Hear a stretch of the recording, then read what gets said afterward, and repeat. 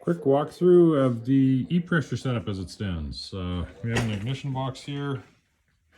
So here's the control board for the E-pressure.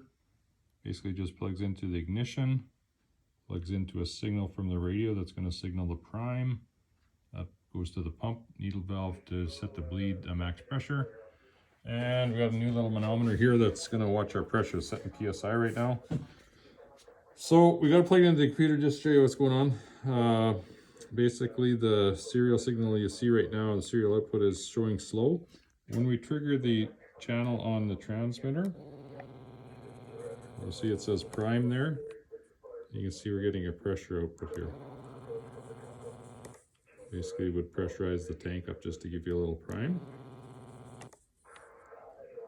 So that's all working. Give me a sec, I'll plug the ignition in here.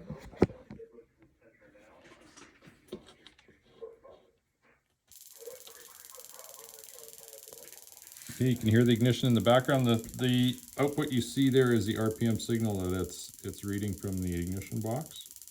So as we slow it down here, so basically that's idle. So we got a bit of expo in here, so you won't see a reaction till the RPMs get up a little. 40 is kind of the idle for the pump. So here we go. We're starting to see a response there around 3,000 RPM. Here comes the pressure at 4,000.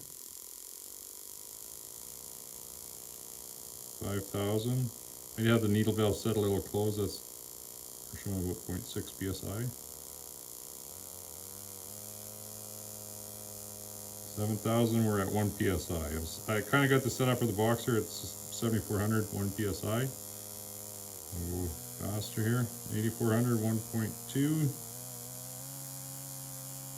9,000, 1.3. Max out at 10,000. The max RPM set at 10,000. You'll see the 255 output on the pulse width. That's the max, so 1.6 psi.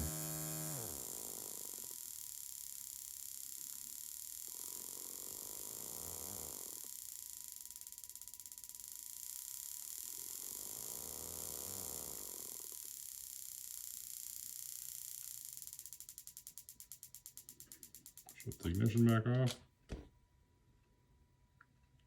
Let's recognize the ignition is off now. We can prime again if we want. That's what we got.